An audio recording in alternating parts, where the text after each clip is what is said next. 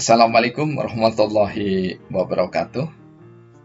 Alhamdulillahirabbil alamin. Allahumma sholli ala Muhammad wa ala ali Sayyidina Muhammad. Saudara sebangsa dan setanah air, berbahagia sekali kita masih diberikan kesempatan bersama Indarwanto Hikmatologi belajar setiap hari untuk melembutkan dan mencerdaskan hati nurani. Kali ini kita akan meneruskan kajian historis kita tentang dasar negara Pancasila.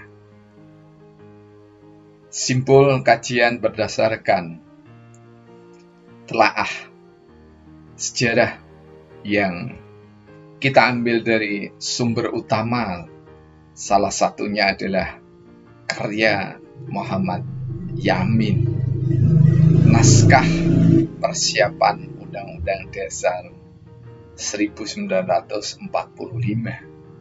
Kemudian bagi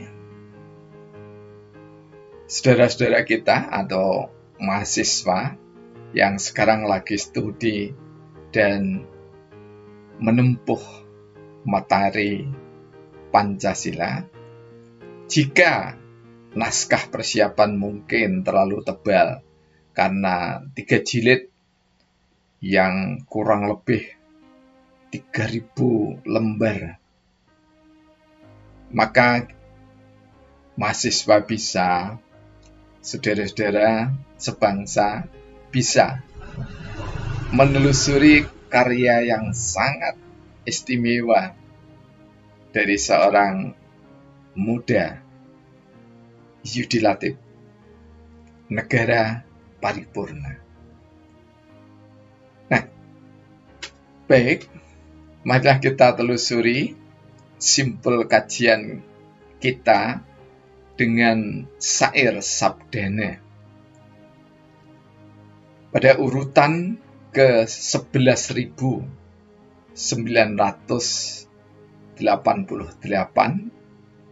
yang kami beri tema Pancasila, dan kali ini Pancasila keempat. Pancasila sejak dini memahami sejarah niscaya bagi bangsa. Indonesia diperjuangkan raja-raja Nusantara, ulama, tokoh bangsa, didukung penuh oleh seluruh rakyat Nusantara Indonesia, diilhami perjuangan bangsa Asia dan bangsa dunia, didukung oleh bangsa-bangsa Asia dan bangsa dunia. Rakyat wilayah Indonesia berasal dari kerajaan-kerajaan Nusantara. Hanya dengan menghargai sejarah, memegang teguh Pancasila.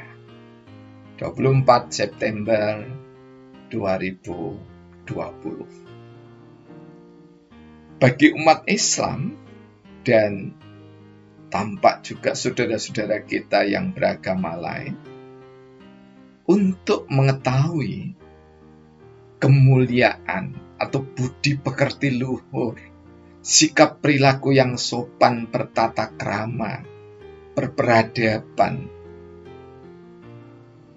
semua ada di dalam kitab suci yang diyakini oleh anak bangsa Nusantara Indonesia.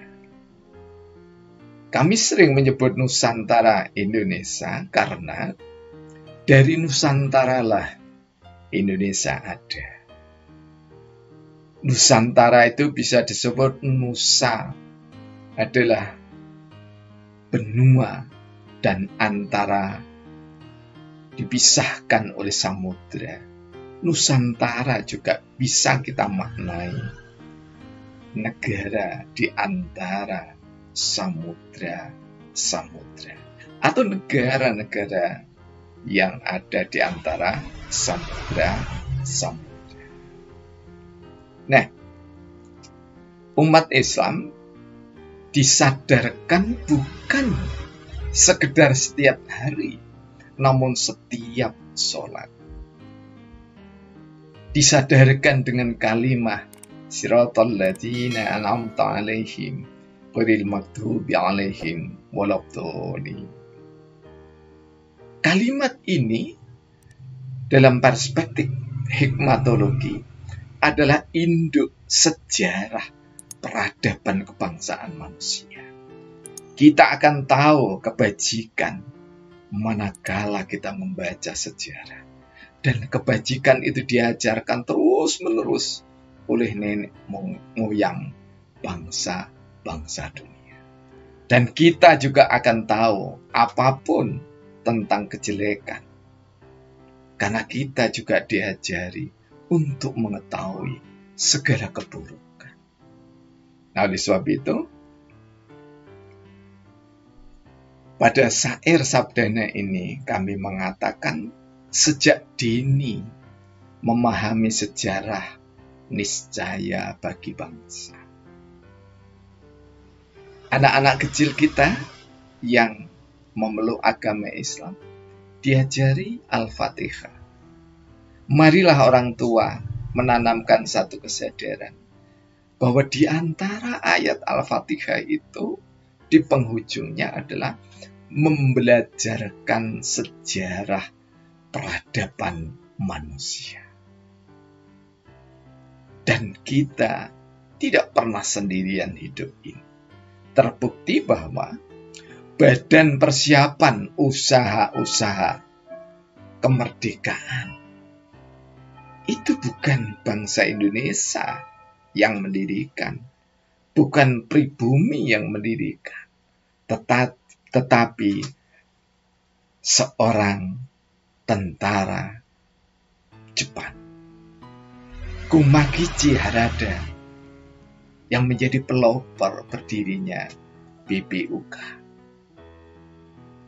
Sidang pertama sampai kedua diikuti 60 orang lebih, 60 anggota biasa, kemudian 6 anggota tambahan, dan 7 anggota istimewa. Kalau kita cermati, seluruh anggota BPK sangat beragam. Bukan kebetulan jika A.R. Baswedan ditempatkan yang pertama. Ada A.R. Baswedan hingga sampai dengan tokoh-tokoh bangsa yang lainnya. Di dalamnya ada suku bangsa Tionghoa dan juga ada suku bangsa Jepang atau bangsa Jepang. Apa maknanya ini? Bahwa Indonesia merdeka didukung oleh suku bangsa dunia.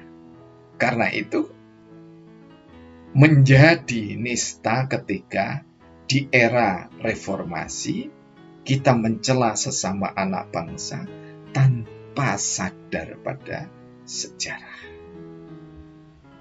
Apalagi jika kita melecehkan kerajaan Nusantara, sungguh sangat nista. Indonesia diperjuangkan oleh raja-raja Nusantara, ulama dan tokoh bangsa, didukung penuh oleh rakyat Nusantara, oleh rakyat Indonesia yang dipelopori dengan Sumpah Pemuda, dan diilhami juga atas kemenangan bangsa-bangsa Asia terhadap bangsa Eropa. Rakyat wilayah Indonesia berasal dari kerajaan-kerajaan Nusantara, di mana raja-rajanya, meskipun harus diakui raja-raja dahulu satu dengan yang lainnya, tidak selalu rukun karena berebut wilayah. Namun ketika ada panggilan Sumpah Pemuda, satu bangsa, satu bahasa yang dijunjung, yakni Indonesia, maka kerajaan-kerajaan direlakan, diikhlaskan untuk mendukung Indonesia merdeka, Indonesia tercipta.